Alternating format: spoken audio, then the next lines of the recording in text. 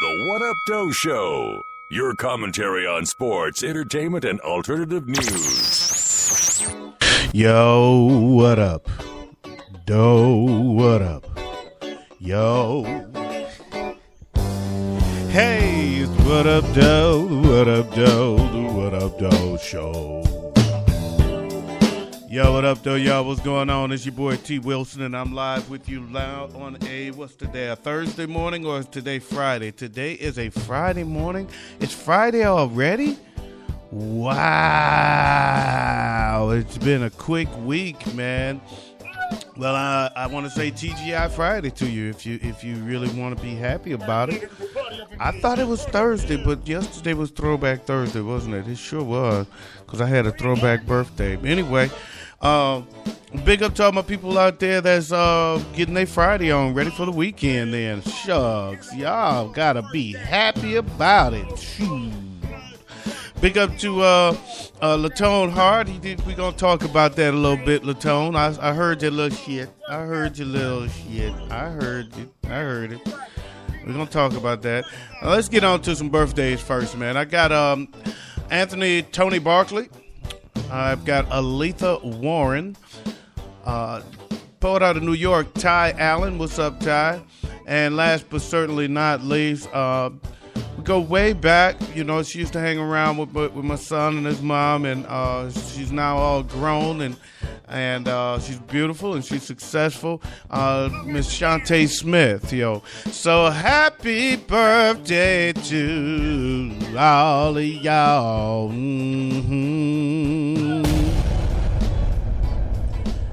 And on that note, we don't have a whole lot, but I got a feeling that my last little thing might get a little more involved than I expected to, because I just found out about it this morning. So let's go ahead and get this party started. What Up Doe Sports? The latest and must-see sports television is a 13-year-old Little League pitcher named Mo'ne Davis. With Davis pitching for Philadelphia's Taney Dragons on Wednesday night, her team lost 8-1 to Las Vegas, but ESPN set a new record for the most watched Little League World Series telecast ever to air on its network. And when I say ever, I mean it wasn't even close. These numbers are astronomical. The game drew 4.988, basically 5 million viewers, peaked at 5.5 million viewers at about 8 to 8:30. The previous viewership record for a Little League World Series game on ESPN was set in 2001 with 322,000 viewers. So that's how big of a difference. That's like a 5 million viewer jump, basically. That was when we were watching the guy from the Bronx, Danny Almonte. Remember him? He was the guy that was this pitcher sensation that we all thought was incredible for his age, and found out he was not his age after all. He was a big high school kid that was pitching against these little kids. Y'all remember that? He was a big dude. This week, Davis became the first Little Leaguer to grace the national cover of Sports Illustrated. Locally, the game did incredible numbers as well. The matchup drew 16.3 rating in Las Vegas and a 14.9 in Philadelphia. Both are records for Little League World Series telecasts in those markets. Is this the shot in the arm that Major League Baseball needs? I mean, I think it is a very realistic thought that a woman can pitch in the Major League Baseball ranks. Absolutely. Especially if she's throwing a 70-mile-per-hour fastball at age 13. Is it unrealistic that she'll be throwing 100 miles per hour by the time she's grown and it's 20-something? And, I think it's very realistic. I think it's very possible that a woman can play in Major League Baseball. It's not like a physically taxing sport like basketball and football. And not only that, I think this might be the shot in the arm baseball needs. I really do, because baseball needs a shot in the arm. The new commissioner has to be trying to figure out what can we do to give baseball a shot in the arm. Look at these numbers, baby. 5 million viewers for a Little League baseball game. This might be it. It just might be. I wouldn't be surprised if some GM is already scouring the college ranks to try to find a different woman that could possibly step into the role of being the first woman to play in the Major League Baseball ranks, because baseball needs it now. They can't necessarily wait for Mo'ne Davis.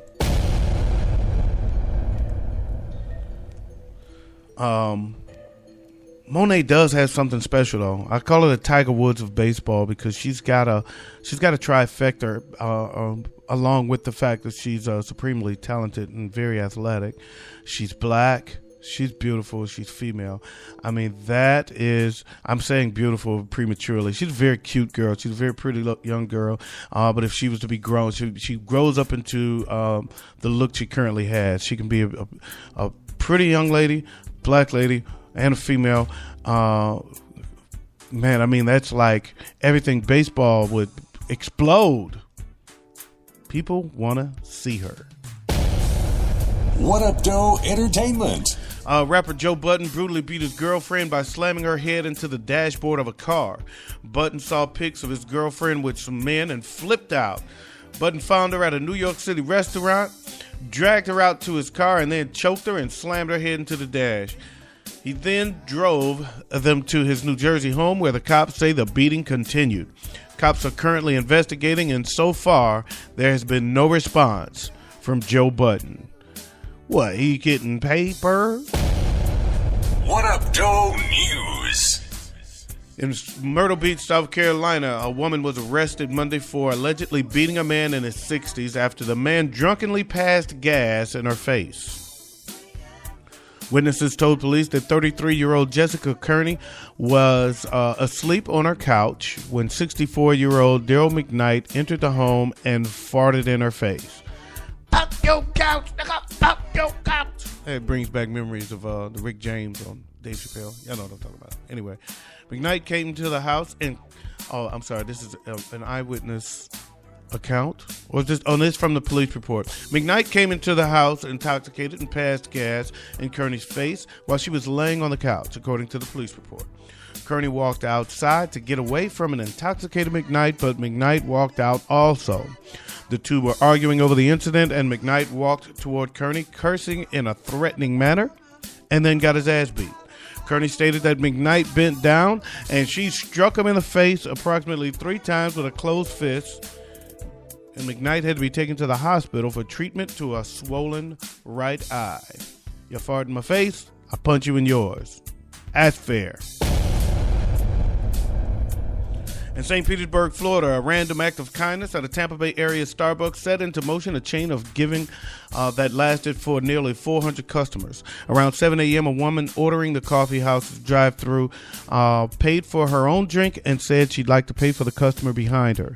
Moved by the stranger's generosity, that customer returned the favor for the next, who did the same, and on and on and on. The chain grew so big that employees began keeping a tally of consecutive customers who chose to pay it forward. The tally was over 250 by 1:30 in the afternoon. As the afternoon rush hour came and more customers kept the streak going, the baristas entertained hopes of it continuing until closing and perhaps using a gift card to extend it to the following day. But around 6 p.m., customer number 379 crushed their hopes of a fairy tale ending. An unknown woman driving a white Jeep Commander refused to pay for anything but her own drink, even though it had already been paid for. Starbucks employee Vu Nguyen explained the special circumstances, but the woman was unmoved and, in Nguyen's opinion, visibly unable to understand the concept of paying it forward. And this bitch broke the chain. I'm not paying for anything but mine. I don't give a damn what you're doing. I don't get it. It's a trick. It's a game. Screw you. Give me my damn coffee and let me go. I want my latte. I want my frickin' latte and I'm out of here. Leave me alone. Leave me alone. In Orange, Virginia, a man whose last name is Stoner faces numerous drug charges after police seized over $10,000 in cannabis plants from his home. Appropriately named Stoner. Acting on a tip about an area man selling drugs to children, the Blue Ridge Narcotics and Gang Task Force teamed up with the Orange County Sheriff's Office to execute a search warrant on the home of 42-year-old Paul Stoner. In addition to roughly $10.5 grand worth of marijuana plants, authorities seized loose marijuana, drug paraphernalia, prescription medication, needles, spoons, and multiple firearms. Stoner was appropriately named. He just liked to get high. If your name is Paul Stoner, damn it, it's going to happen. Stoner is currently charged with manufacturing marijuana and possession of a firearm while in possession of more than a pound of the drug. This cat was getting high like an eagle.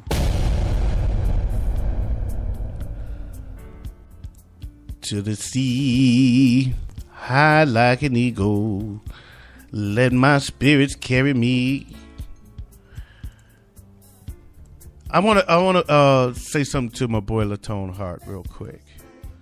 Latone Hart started this freestyle challenge crap against me. And first round, I did the bitch of the week, and he came back with a song called 730. He was all over the place. No, nobody knew what he was talking about. Talking about Clothesline and Paper Boys. And man, what that got to do with anything? Anyway, I blew him out. It was a 10-8 round. My boy told me, don't even come back, man. Leave it alone. But I said, no, I'm gonna teach this boy a lesson. And I came at him hard, and I blew him out. It was a 10-8 round. It wasn't even close. It wasn't even no fun. So I came back and I did a Devil's Night. I did a song called Devil's Night. Pounded him. Oh, Devil's Night, I pounded him. I was getting phone calls from people all over the country saying, man, don't do that to your boy. Why you doing that to your boy? Why y'all beefing? Well, I ain't got beef, but I'm about to go ham. That's for sure. Because last night, he finally came back. After a month. It took him a month to come up with the BS that he came up with yesterday. A whole month. He came out swinging. But after Devil's Night had him down for the count. That's why it took a month to come back. But he swung hard. He got to go. I heard the little crack about me having a D-Rock poster on the wall. That was good. That was funny. Okay. And then he had all these little beats. He did a whole mixtape on it. He did the little, what's that song? Rack Rack. He did a little Rack City beat. That was cool. I like the Rack City beat part, just because I like the Rack City beat mostly. It was cool. He swung hard. He was throwing haymakers, but he was coming up empty on most of them. So I gotta say that the fact that he went down for the count, even though he was swinging hard on his way out, the fact that he went down to the count, I have to say that is another 10-8 round for the What Up Doe Show. And I will be back. It ain't over, boy. It ain't over. And all that said, it's now time for your Netflix movie review. Last night I watched another ESPN 30 for 30. It's called Guru of Go. And I did watch it on Netflix, so I don't feel bad that I said Netflix. I got in the habit of saying Netflix, so I ain't going to be able to stop. But anyway, Guru of Go was actually really good. The cover of the story is a picture of Hank Gathers. So I was expecting a little bit of a sob story, but the story is actually more about Paul Westphal, the coach, who came up with this run and gun system. It actually started in Los Angeles with Magic Johnson and the boys, and then he moved to college ranks. And he took the Loyola Marymount very far.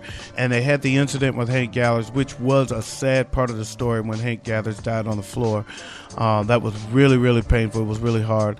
And then he took it to the WNBA and saw more success. So it was a very fun to watch, very entertaining documentary. Educational. It was good to check out. I was really I was really intrigued by the story because there was a lot about the story that I didn't know. I liked it. I gave it a 4 out of 5, actually. I was that entertained. And for me to be as sleepy as I was and still be able to get through that thing from get to go, I have to give it a high mark. So I give it a 4 out of 5. It's a 30 for 30 special. It's called Guru of Go. That's your What Up Doe movie review. And last but not least, man, I want to do one more little Ferguson update before I get out of here. I saw something this morning that I found a little disturbing. Now, you all know about the shooting in St. Louis. They say the guy had the knife and was approaching the cops saying, shoot me, shoot me, shoot me. And the cops were very open and honest about the account and very upfront with getting the information out there because they don't want another Ferguson on their hands right next door to Ferguson. And there seemed to be no wrongdoing. There seemed to be no case for outrage because the guy did have a knife. He was armed and he did approach them. Of course, there are the thoughts that, hey, you could have used a taser and taken him down. There is the thought that you could have put it in his leg and taken him down. I had a police officer yesterday. He's actually originally from St. Louis. He lives here in Houston now. We had a long talk because he knows the area very well. And he was telling me that the way the law is set up, if they shoot and don't kill, then they can file a lawsuit and end up owning you, because you injured and hampered their lifestyle. But if you shoot and kill them, you have a better chance of not having to deal with that consequence. And that is a horrible, horrible situation to accept. But yesterday I asked the question, whatever happened to shooting them in the leg and taking them in? Well, that's what happened to it. You shoot them in the leg and take them in, and you live with a lifelong lawsuit, and it follows you. They own you after that, as he put it. And so that's what happened to it. The law happened to that. The law said, no, we rather you kill them. And so now cops kill you instead of taking you down and taking you in, because then you have grounds to sue them, which is a horrible, horrible way to look at it. But it is true. Now, I saw the video. Somebody actually videotaped the entire shooting. You can see it on CNN. CNN freezes it before you see the guy actually taking the shots and going down. But right before the first shot is fired, it freezes. So you see the entire incident all the way leading up to him getting shot.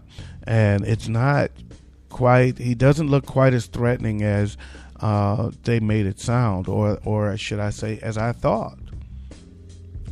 I don't know. I think as this video starts to grow legs and people start to see it, I think there might be a little kickback on this. I think they're gonna start getting a little bit of kickback on this video because it really does look like you can take this guy. It's two of you. It's one of him.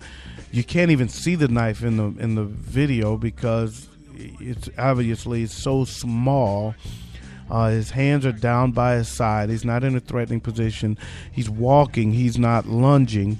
He's very, very apprehensive. He takes a couple steps towards them. He backs off. He kind of walks around. You can tell that he's disturbed, really. He looks like he's got somewhat of a mental problem, more so than being threatening. And I think two police officers could have took him down without having to injure themselves with a taser, or even without a taser. They could have took this guy. And I think there might be a little backlash from this incident when people start to see this video. So I was a little disturbed by that, and for it to happen right there in St. Louis, right next door to where the uprising in Ferguson is taking place, it's a little disturbing, and it makes me wonder, what the hell are you thinking? And I wish everybody the best in this. I want this to stop, but police officers really need to be a lot need to be a little less aggressive, a little less arrogant, and a little less willing to kill first and take names later. You're starting to look like the criminal, and that's not what we need police officers to be. I really think if this was a white guy, he would be alive today. And that's the problem. And I don't want to make it about race, but it is. And, so don't say that out. Don't accuse me of making it about race. It just so happens to be. I mean, he said even the store owner who called the police is a little upset because he knew the guy. He knew the guy was a little touched. But the guy had just stole something out the store. He didn't mean for this guy to cops to come up and kill this man. So he feels horrible about the way this turned out. And man, it's disturbing. It really is. It really is. And I know the police officers. They're probably a little nervous about this now, but man, shoot first and act later is not the approach you're supposed to take as police officers. And I don't know how we change it. I really don't. I don't know if it's our place to change it, but it has to change. That's all I can say. I know, oh boy, they're screaming, "We gotta change! We gotta change!" I don't think it's us that gotta change, man. This system has to be altered. I don't think it's us. I really don't. Why can't they change? We're not the ones shooting cops. The cops are the ones shooting us. Why can't they change? That's all I'm saying. Yo, that's my show for today, man. Y'all have a good one. Big up to Latone Hart. I'm going to pound your ass. But big up to you, homie. And he has a show. It's called The 730 Show. It can be heard live on Spreaker.com, Stitcher.com, and also on iTunes. Big up to my boy Miles Perkins. He has a book. It's called Sex Education, The Erotic Secrets of a School Teacher. You can pick it up on Amazon.com. Big up to Lisa Marie. She has a show on Spreaker.com. It is called Juice Talk Radio. Very good show. Very great commentary. I see she has a new episode I have to listen to, so I'll be checking that out in a minute. Big up to Murray Riley Jr. He has a show called Stomp and Shout Talk Show. I'm a really big fan of it, man. Good guy. Good brother. He's a political activist, and I like what he stands for. So y'all make sure y'all check out Stomp and Shout Talk Show with Murray Riley Jr. On that note, man, y'all peace out. Press your crease out. Keep the police out while I bust his niece out. And I'm out of here like last year. Y'all got nothing but love for y'all. Have a good weekend. See you Monday. Peace.